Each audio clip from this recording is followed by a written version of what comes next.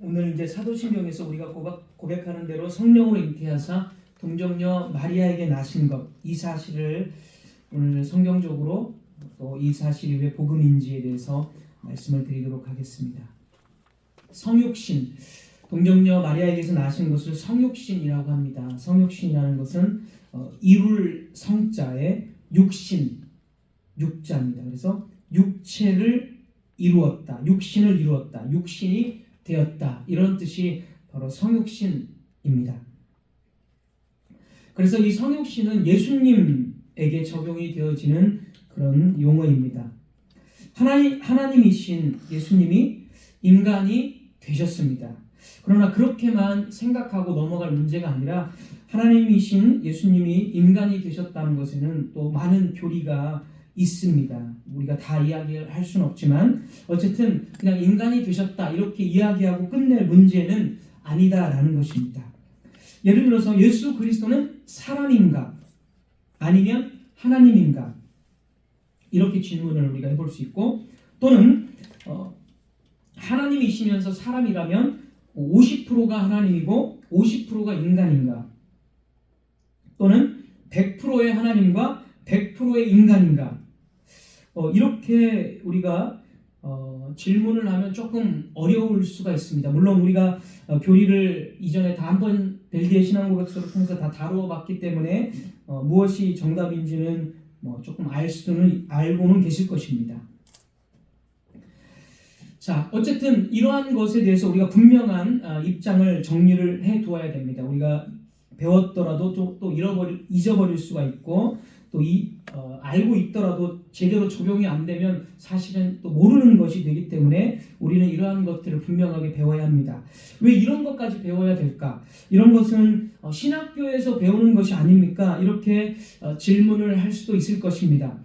그러나 현대 교회들이 이런 것을 안 가르친 거지, 초대교회부터 한 5세기, 6세기 정도까지 기독교인들은 이런 내용들을 다 배웠습니다. 그리고 종교개혁이 일어나고 개혁자들은 이러한 내용들을 유초동부 아이들에게서부터 가르쳤습니다. 그러니까 안 가르친 것이 문제이지, 우리 믿음의 선배들은 언제나 이런 것들을 중요하게 여겨서 아이들부터 다, 또 초신자들, 새신자들에게부터도 다 이런 것들을 가르쳤다라는 것입니다. 이러한 내용들은 오늘 이 성육신, 이것은 우리의 구원과 신앙생활에 있어서 정말 직접적인 연관이 있는 말씀이기 때문에 반드시 신학생만 배우는 것이 아니라 반드시 우리 모든 성도들이 알고 바르게 또 적용을 해야 합니다. 하나님이신 예수님께서 왜 사람의 모습을 취하셨는가? 히브리서 2장 17절을 보면, 히브리서 2장 17절 다 아시는 내용이겠지만, 그러므로 그가 범사의 형제들과 같이 되심이 마땅하도다. 이는 하나님의 일에 자비하고 신실한 대제사장이 되어 백성의 죄를 속량하려 하심이다.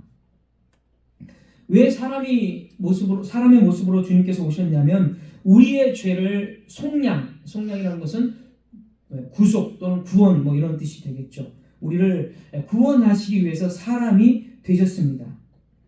하나님은 자기 백성을 구원하시기 위해서 한 구속자를 약속하셨는데요. 이 구속자는 분명히 사람의 아들로 오신다고 이미 수차례 약속을 하셨습니다. 대표적으로 창세기 3장 15절, 여자의 후손으로 오신다고. 여자의 후손이라는 것은 사람의 아들로, 통상적인 남자와 여자 어떤 그런 것처럼, 남자와 여자의 관계를 통해서 사람이 탄생하는 것처럼 여자의 후손으로, 물론 이제 여기서는 남자가 개입이 되지 않습니다. 여기서는 다른 좀 방법이죠. 남자 없이 여자의 후손으로 오신다고 분명히 창세기 3장 15절에 말씀을 하셨고, 아브라함의 자손으로 오신다. 그러니까 분명히 사람의 아들로 오시는 거고, 그리고 다윗의 자손으로 오신다라고 약속을 여러 번 하셨습니다. 왜 하나님이신 분이 왜 꼭 사람의 아들로 오셔야 했는가? 왜냐하면 아담을 대표로 타락한 인류의 죄를 속량해 주시려면 아담과 같은 새 인류의 대표로서 새 아담이 오셔야 하는 것입니다. 그러니까 아담의 후손으로 오셔야 되는 거예요. 아담이 모든 인류를 대표해서 언약을 맺었습니다. 하나님과. 그리고 그 언약을 모든 인류와 더불어서 깨뜨렸습니다. 그러니까 그 아담이 범한, 그리고 모든 인류가 아담과 함께 범한 그 죄를 용서해 주시기 위해서는 아담과 같은 사람의 아들, 그래서 새 아담이라고 하죠. 예수님을 새 아담이 오셔야 했던 것입니다. 그래서 예수님을 새 아담이라고 성경이 말을 하고 있는 것입니다. 자, 로마서 5장 19절을 보면, 로마서 5장 19절, 한 사람이 순종하지 아니하므로, 여기 이제 한 사람이 아담이죠. 한 사람이 순종하지 아니하므로 많은 사람이 죄인 된 것 같이 한 사람이 순종하심으로 많은 사람이 의인이 되리라. 여기서 한 사람은 이제 예수 그리스도를 말하는 거죠. 공의로우신 하나님께서는 인간이 저지른 죄에 대해서 다른 피조물이 그 죄값을 치르는 것이 아니라 인간이 죄를 지었다면 그 인간의 대표 아담이 죄를 저질렀기 때문에 인간의 새로운 대표 새 아담이신 사랑으로 오신 예수님이 그 죄값을 치러야 하는 것이 바로 하나님의 공의입니다. 자, 게다가 예수님이 사람이 만약에 아니시라면, 사람이 아닌데 어떻게 피를 흘릴 수가 있겠습니까? 사람이 아니라면 피를 흘릴 수도 없고 죽을 수도 없습니다. 반대로 예수님이 그냥 인간이시고 하나님이 아니시라면 능히 우리의 죄를 갚을 수가 없습니다. 자, 예수님께서 하나님이 아니시라면 어느 누구가 하나님의 진노를 당할 수 있을까요? 하나님의 진노를 당할 수 있는 능력 자체가 인간에게는 없습니다. 예수님이 하나님이시기 때문에 하나님의 진노를 십자가에서 다 받으시고 진노를 감당하신 겁니다. 예를 들어서 무슨 아주 도덕적이고 이상적인 어떤 한 인간이 있는데 그 인간이 모든 인류를 대신해서 하나님의 진노를 받겠다. 받을 수 있을까요? 받을 수가 없어요. 받을 수 있는 능력 자체가 없습니다. 왜요? 인간이기 때문에. 그러나 예수님은 인간이시면서 하나님이시기 때문에 하나님의 그 무서운 그 진노를 받을 수 있는 능력이 있는 분이에요. 그래서 예수님께서는 하나님이시면서 자기 백성들의 죄를 구원하실 사람의 모습으로 오신 것입니다. 단순히 우리가 예수님이 사람이 되셨다라고 끝내버리면 안 됩니다. 이것이 얼마나 엄청난 위대한 역사인지를 우리는 생각을 해야 됩니다. 삼위일체 하나님이신 예수님께서 우리를 구원하시기 위해서 시간 속으로 들어오셔서 사람의 본성을 입으신 것입니다. 예수님은 하나님이시기 때문에 시간의 그 영역에, 물론 시간의 영역에 제한을 받는 분이 아닙니다. 영원에 속한 분이십니다. 영원.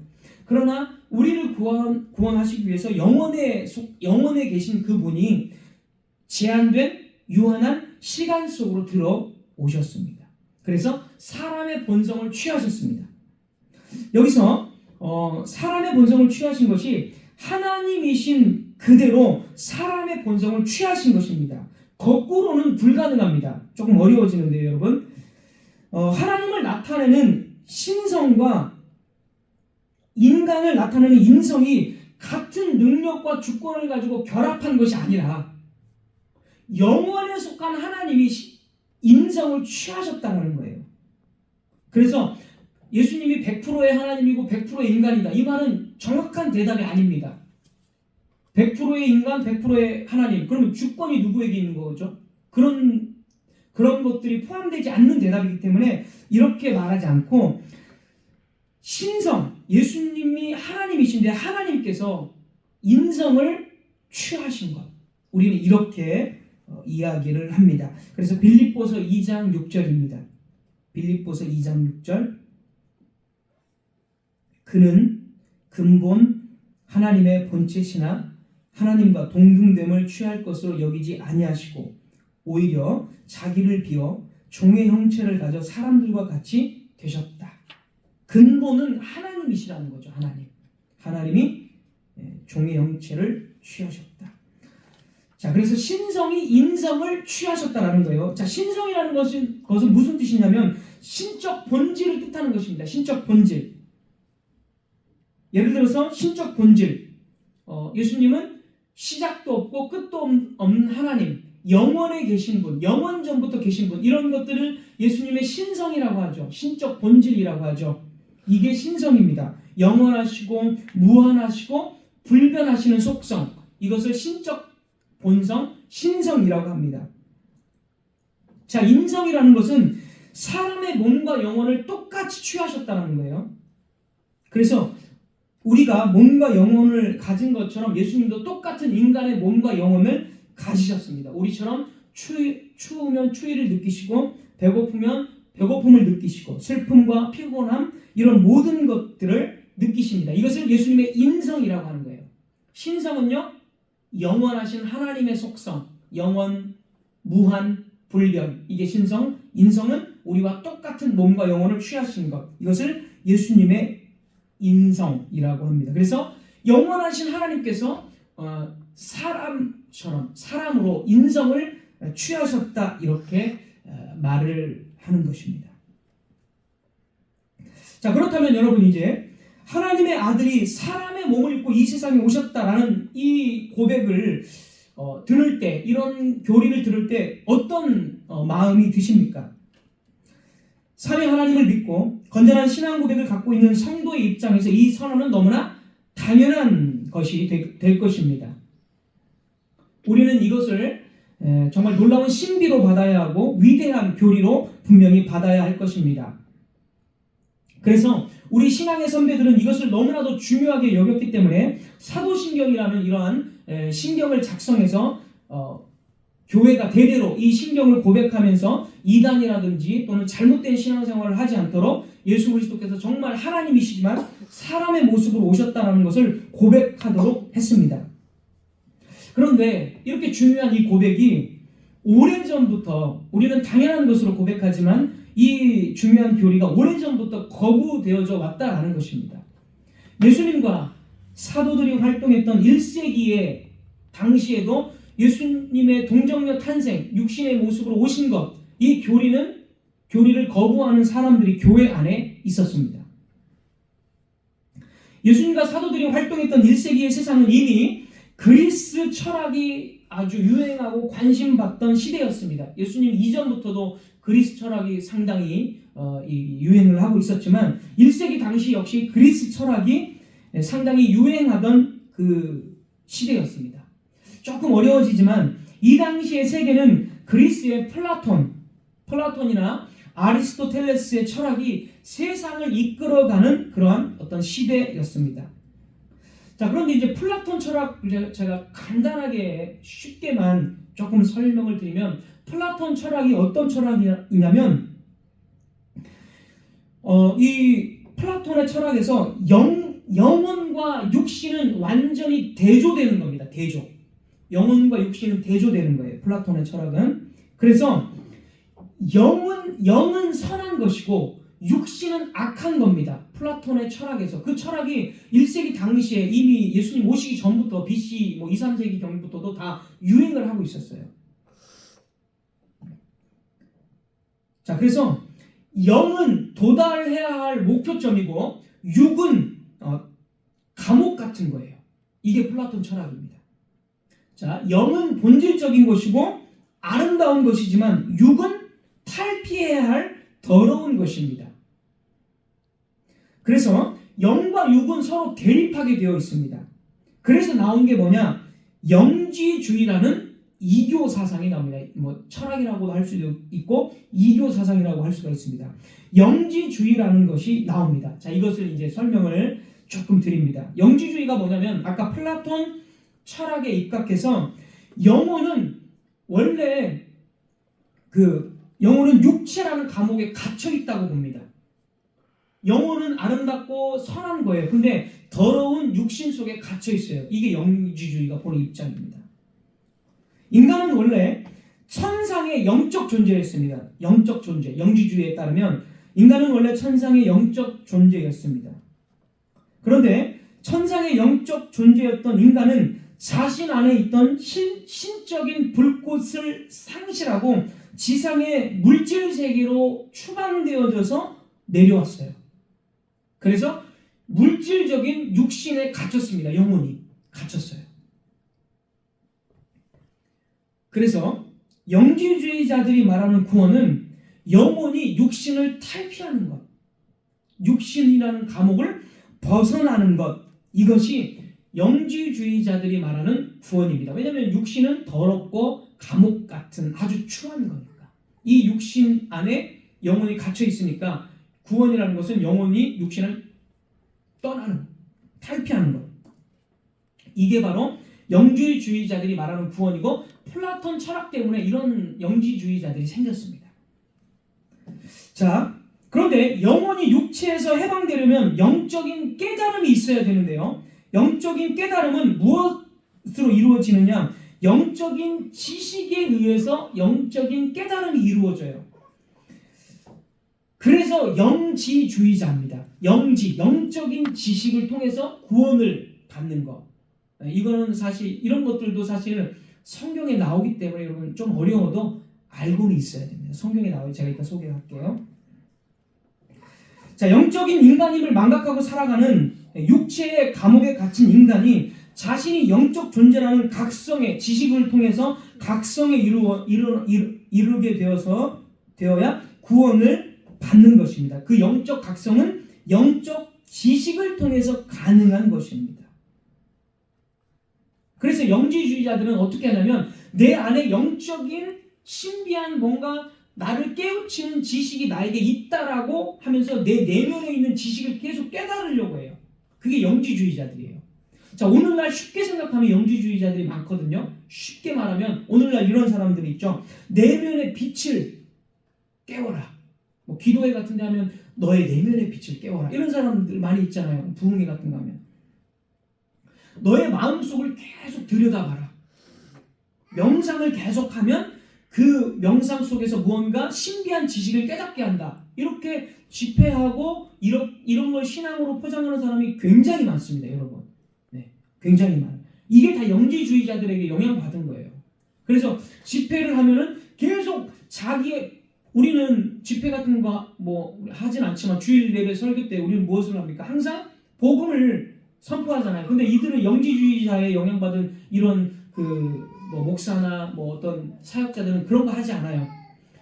계속 음악이나 어떤 분위기를 조성하면서 계속해서 자기 내면의 소리를 들으라. 그럼 하나님이 뭔가를 말씀하신다. 뭔가 지식적인 것을 말씀하신다. 그게 하나님을 만난 거고 그렇게 함으로써 구원받는다라고 하면서 계속 자기 자신에게 집중하도록 합니다.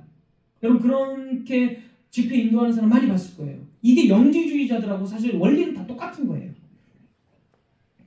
자, 그래서 항상 자기 내면의 기도를 하라. 내면의 기도, 명상, 내면의 소리를 들어서 듣는 기도하라. 이런 말 많이 들었죠. 듣는 기도하라. 책도 나왔어요. 이미 서점에 굉장히 많이 나왔어요. 듣는 기도 이런 거. 다 영지주의자들의 영향을 받은 거예요. 복음이 아닙니다. 그렇게 해서 오늘날 이런 사람들이 굉장히 많은데 그래서 잘못된 이런 영적인 지식을 깨달으면 그게 이제 최고의 어떤 내 영적인 어떤 내가 상태에 도달했다라고 생각하고 그것을 구원이라고 이야기를 합니다. 이런 철학 사상이 1세기에 이미 유행을 했고 교회 안에 침투를 했다라는 거예요. 자, 이런 철학 사상을 가지고 있는 사람들이 예수님이 하나님이신데 육신이 되었다 이 말을 듣겠어요? 육신은 더러운 건데 영지주의자들은 영혼이 육신에서 빠져나가는 게 구원인데 예수님은 반대예요. 지금 예수님은 육신이 되어버렸어요. 그게 복음이잖아요. 동정녀 마리아 탄생 이게 복음이잖아요. 근데 그거를 이 영지주의자들이 믿겠습니까? 안 믿죠. 그러니까 1세기 당시에 교회 안에 그런 자들이 침투해서 예수님은 육신을 입은 게 아니야. 야, 더러운 육신은 어떻게 하나님이 더러운 육신을 입어? 육신은 더러운 건데. 그래서 그렇게 예수님의 성육신, 인간의 몸을 취하신 것을 부인하는 자들이 이미 1세기 교회 안에 침투했다라는 거예요. 요한 2서 1장 7절입니다. 요한 2서 1장 7절. 제가 읽겠습니다. 미혹하는 자가 세상에 많이 나왔나니 이는 예수 그리스도께서 육체로 오심을 부인하는 자라. 이런 자가 미혹하는 자요 적그리스도니. 교회 안에 이런 자들이 굉장히 많았습니다. 이미 1세기 당시. 그래서 초대교회는 예수님의 동정녀 탄생을 강조했던 거죠. 예수님 진짜 사람의 모습으로, 왜냐하면 하나님께서 창세기부터 계속적으로 여자의 후손으로 예수님께 구원자 메시아는 여자의 후손으로 오실 거라고 그렇게 약속하셨는데 그것을 믿지 않으면 당연히 구원이 안 되는 겁니다. 그래서 초대교회 성도들은 예수 그리스도가 진짜 사람으로 오셨다는 것을 계속 강조를 했고, 영지주의자들이 그런 것들을 부인하고 성도들을 미혹할 때 그들을 출교시키고 그건 복음이 아니다 하면서 적그리스도다 이렇게 이야기를 한 것입니다. 따라서 예수님께서 동정녀 마리아의 몸을 통해서 참된 인성, 진짜 사람이 되셨다라는 이 고백은 너무나 중요한 것입니다. 자, 두 번째로 오늘날에 그러면 이것을 부인하는 사람이 있을까요? 없을까요? 있습니다. 예수님의 동정녀 탄생을 부인하는 사람들이 오늘날에도 또 여전히 있습니다. 초대교회 때도 있었고 오늘날에도 있습니다. 이들을 우리는 자유주의자들이라고 부릅니다. 자유주의자들. 이 자유주의는 쉽게 말하면 이성의 자유, 이성과 과학과 합리성에 근거해서 성경의 기적들을 모조리 안 믿습니다.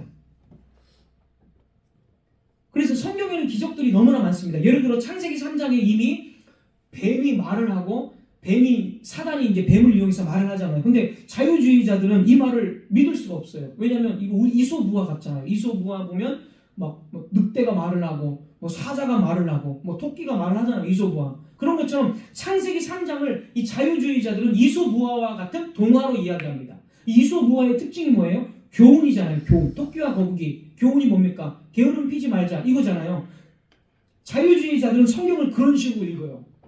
창세기 3장에서 그것을 하나의 이소부화처럼 여기면서 토끼와 거북이를 통해서 게으름 피우면 안 되는 거야 이런 교훈을 얻는 것처럼 창세기 3장에서 쉽게 뭘 하면 안 돼, 도덕적인 거짓말하면 안 돼, 이게 이소부화와 같은 거예요. 그러니까 아까 첫 번째 시간에도 제가 말씀드렸지만 자꾸 성경을 이소부화처럼 거짓말하면 잘 안 돼 이런 거 다 인본주의고 다 그런 교훈적인 거예요. 그런 식의 교훈을 성경은 전달하지 않습니다. 그래서 자유주의자들은 예수님의 동정녀 탄생을 믿지 않고요. 그 다음에 예수님의 부활도 믿지 않습니다. 어떻게 죽은 사람이 이 현대 과학에 의하면 어떻게 죽은 사람이 살아나냐? 안 된다. 기절한 거다. 이렇게 이야기하고요. 부활은 그냥 의미만 있는 거야. 교훈만 주기 위해. 부활, 언제나 내 마음속에 살아계셔. 진짜 살아나셨는지는 중요하지 않고 내 마음속에 살아계시면 그게 예수님 믿는 거야. 이건 완전히 잘못된 거죠. 네. 진짜 예수님 살아나신 거예요. 그래야 우리도 진짜 부활하는 거고 진짜 예수님 재림하시는 거예요. 근데 그거는 안 믿고 마음속에 살아나신다 이렇게 이야기하자. 얼마나 받아들이기 편합니까? 네 마음속에 살아계셔 예수님은. 이걸 부활로 이야기해요. 이거는 완전히 잘못된 겁니다. 그래서 자유주의자들은 예수님의 동정녀 탄생 이런 것을 단군 신화나 박혁거세가 알에서 태어난 것 같은 그런 신화로 취급을 해버립니다. 전설로 취급을 해버린 겁니다. 해버리는 거죠. 이들은 성경을 믿지 않는 것이고 그래서 이들에게 구원이 없습니다. 우리는 이들처럼 성경을 믿어서는 안 됩니다. 성경 전체를 하나님의 말씀으로 정말 사실로 다 믿어야 우리는 구원을 받는 것입니다. 자, 하이델베르크 교리문답 5주일과 6주일에서 중보자의 자격에 대해서 이미 우리는 배웠습니다. 자, 그것을 제가 말씀드리면 5주일과 6주일에서 우리에게 중보자가 필요하며 이 중보자는 반드시 참 인간이시며 참 하나님이셔야 한다라고 우리는 이전에 배웠습니다. 반드시 중보자의 자격은 참 인간, 참 하나님이셔야 한다라는 거예요. 그러면서 왜 중보자는 참 인간이시면서 동시에 참 하나님이셔야 합니까? 라고 질문을 했을 때에 복습하는 차원에서 한 번 더 제가 말씀드립니다. 자, 중보자가 참 인간이어야 하는 이유는 하나님께서 공의로우신 분이시기 때문에 인간이 저지른 죄를 다른 피조물에게 묻기를 원하지 않기 때문이다. 공의 때문에 그렇다라고 말씀을 드렸고, 두 번째, 중보자가 참 하나님이셔야 하는 이유는 인간이나 어떤 피조물들은 그 죄를 짊어질 수 있는 능력이 없기 때문이다. 이렇게 말씀을 드렸습니다. 즉 우리에게는 중보자가 필요한데 그 중보자는 반드시 인간의 대표로서 참 인간이셔야 하고, 그 중보자는 반드시 참 하나님이셔야 하는데 그것은 그분이 참 하나님이셔야만 하나님의 진노를 감당하시고 능히 죄의 값을 갚을 수 있기 때문입니다. 자, 이렇게 아까 말씀드린 거 한 번 더 제가 정리를 했습니다. 자, 이게 중보자의 자격이에요. 그렇다면 이 중보자의 자격을 갖추기 위해서 반드시 중보자는 그 자격을 갖추어야 되는데, 그 중보자의 자격을 갖추기 위해서 하나님께서 사용하신 방법은 동정녀 마리아 탄생, 그거 외에는 없습니다. 이것이 하나님께서 하신 방법이에요. 동정녀 탄생의 방법이 아니라면 우리의 중보자가 될 수 없어요. 이게 하나님이 하신 방법이기 때문에 반드시 우리는 이것을 믿고, 하나님께서 하신 이 방법을 믿고 이것을 고백해야 하는 것입니다. 자, 누가복음 1장 35절 제가 읽겠습니다. 누가복음 1장 35절.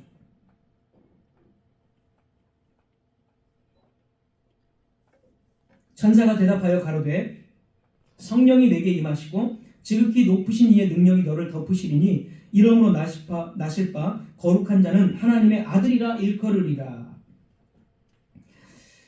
자, 동정녀 마리아로 오셨는데요. 그러면 어떻게 처녀가 임신을 하고 태어날 수 있는가? 그거에 대한 답은 이제 누가복음 1장 35절에 읽은 대로 성령이 임하심으로 지극히 높으신 이의 능력이 인간 마리아를 덮으셨기 때문이다라고 아까 읽어드린 구절에서 말하고 있습니다. 예수님은 인간 마리아에게서 태어났기 때문에 사실 인간의 아들로 불려지기도 합니다. 그런데 지금 누가복음 1장 35절에서는 하나님의 아들이라 일컬으리라 이렇게 불려져요.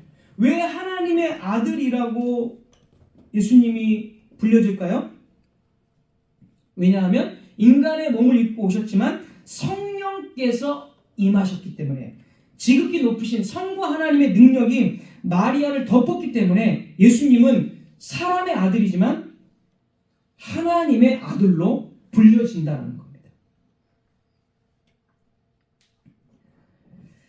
자, 즉 그녀가 마리아가 비록 인간이지만 그 아들이 하나님의 될 수 있는 이유는 그의 아이가, 마리아의 아이가 인간만으로 되어야 할 부분들을 성령께서, 지극히 높으신 하나님께서 그 능력으로 덮어주셨기 때문입니다.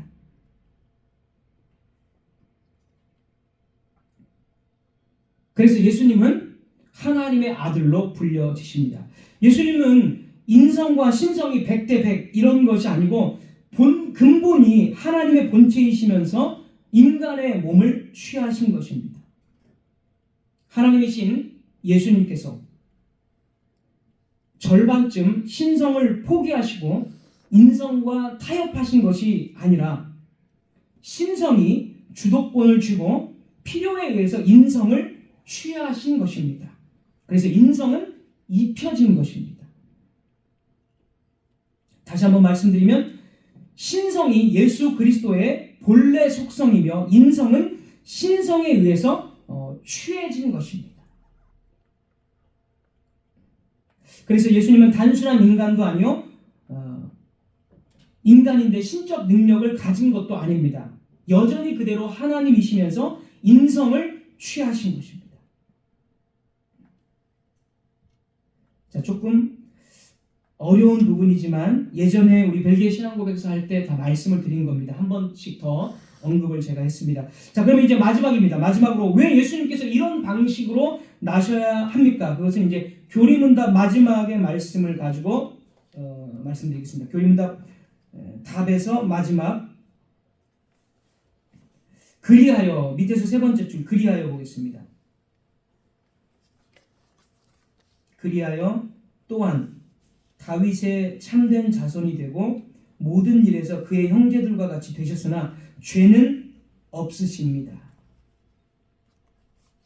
왜 마리아 동정녀 남자가 관계되지 않는 동정녀 마리아를 통해서 오셨는가? 그것은 죄의 영향력 때문입니다. 죄의 영향력. 통상적인 남자와 여자를 통한 출생 방법으로는 그 사람은 여전히 죄의 영향력 하에 있습니다. 하나님께서는 그러나 남자를 제외하고 오직 성령의 능력으로, 거룩하신 성령의 능력으로 마리아의 몸을 통해서 오게 하셨기 때문에 예수님은 원죄의 영향력이 없습니다. 죄가 없으신 분입니다. 교리문답이 그렇게 이야기를 하고 있는 것입니다.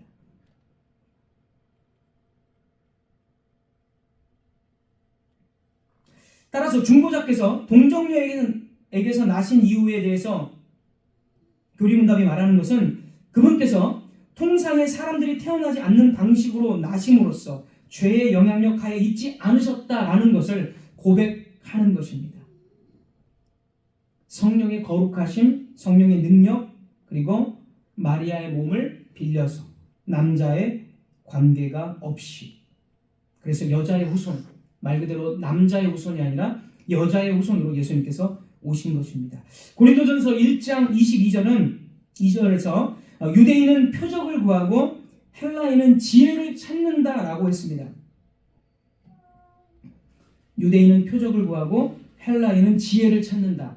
그러니까 무슨 말이냐면 성령으로 잉태되고 동정녀 마리아에게서 나셨다라는 이 교리는 세상 사람들의 지혜로 볼 때는, 또는 세상 철학자들의 이론으로 볼 때는 굉장히 이상한 것입니다. 뿐만 아니라 현대인의 입장에서도 이것은 동화와 같은 이야기입니다. 하지만 로마서 1장 16절입니다. 로마서 1장 16절. 내가 복음을 부끄러워하지 아니하노니 이 복음은 모든 믿는 자에게 구원을 주시는 하나님의 능력이 됨이라. 예수님께서 성령으로 잉태하시고 동정녀 마리아에게서 나신 것은 복음입니다.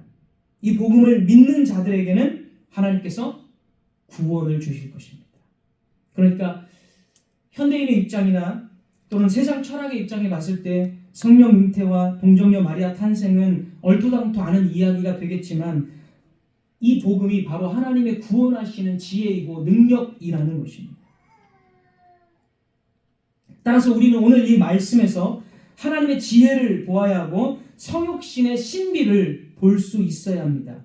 이 복음을 제쳐두고 우리가 아까 말한 대로 신기한 현상, 신비한 지식, 내면의 소리를 듣는 것을 추구해서는 안 됩니다. 우리는 성육신의 은혜에 하나님께 감사해야 합니다. 하나님의 아들께서 종의 형체, 사람의 아들이 되셨습니다. 무한히 유한한 존재가 되었습니다. 시간을 초월해 계신 영원한 존재가 유한한 시간 속으로 들어오신 것입니다. 그것에 대해서 성경은 무엇이라고 표현합니까? 요한복음 1장 14절입니다. 요한복음 1장 14절.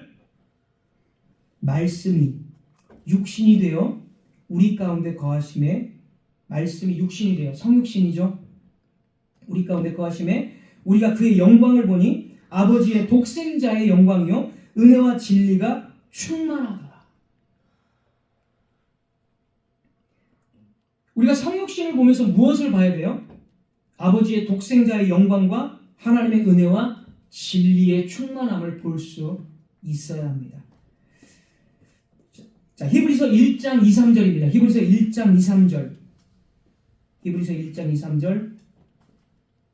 이 모든 날 마지막에는 아들을 통하여 우리에게 말씀하셨으니 이는 하나님의 영광의 광채시요.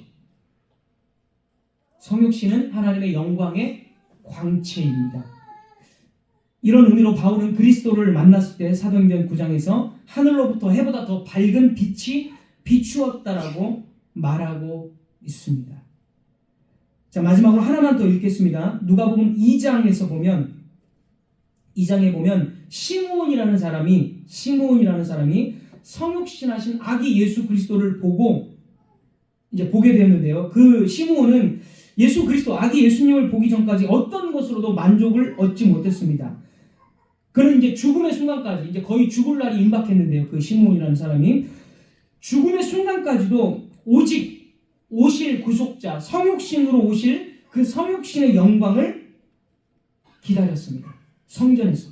그리고 그는 성육신하신 아기 예수 그리스도를 마침내 보고 그 예수님을 품에 안으면서 이렇게 말합니다. 이는 열방을 비추는 빛이요. 열방을 비추는 빛이요. 이스라엘의 영광이다. 그러면서 이제 그리스도를 내 눈으로 보았으니 평안히 죽을 수 있겠습니다. 라고 시므온은 고백했습니다.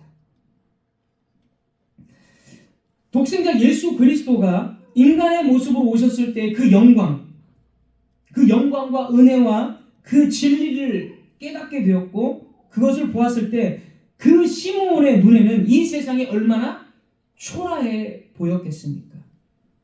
그러니까 성경은 이 성육신이 하나님의 영광의 광채이며 신비임을 말하고 있는 것입니다. 성육신은 하나님의 영광의 광채이며 아름답고 영화로움이며 교회의 영광임을 말하고 있는 것입니다. 따라서 우리는 동정녀 마리아에게서 예수 그리스도께서 오셨다라는 이 성육신의 교리를 통해서 이와 같은 감탄과 감사가 있어야 할 것입니다. 예수 그리스도가 세상의 어떤 아름다움보다 세상의 어떤 진귀한 하나밖에 없는 보석일지라도 그 어떤 보석도 성육신의 영광 앞에서는 빛을 잃어버릴 것입니다. 우리는 바로 그 사실을 주목할 수 있어야 합니다. 한 주 동안 살아갈 때 우리는 무엇에 감사하며 살아가야 합니까? 이 세상에 한 주를 살아갈 때 좋은 일들이 일어날 때 우리 감사할 수 있습니다. 얼마든지 감사할 수 있습니다. 어떤 일들을 할 수 있는 것, 건강을 주신 것, 또 먹고 마실 수 있는 것, 우리 감사할 수 있습니다. 하지만 여러분, 오늘 말씀을 듣고 그 무한한 존재를 이 유한한 세상, 성육신하신 예수 그리스도를 우리에게 주셨다는 사실, 바로 이 사실에 우리는 진정으로 더 감사해야 할 것입니다.